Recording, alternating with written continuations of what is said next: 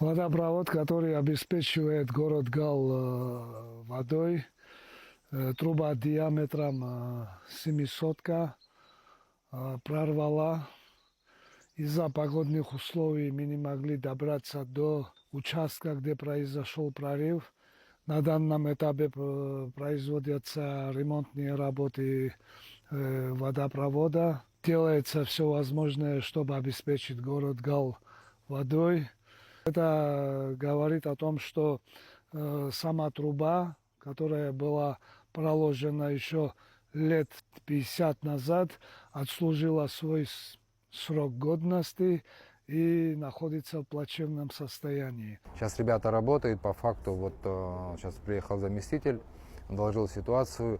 Думаю, если к сегодняшнему... Сегодня никак. Сегодня вы будете работать и световой день, и ночь завтра. будет работа, еще и завтра придется как-то людям как-то потерпеть. Ну, если кому-то воду по детским садам, мы обеспечиваем за счет водовозов. Наши базы имеют там скважины.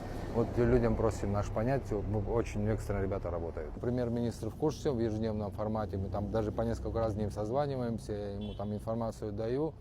И мы понимаем, что все, что мы делаем, это просто поддержка этой ситуации.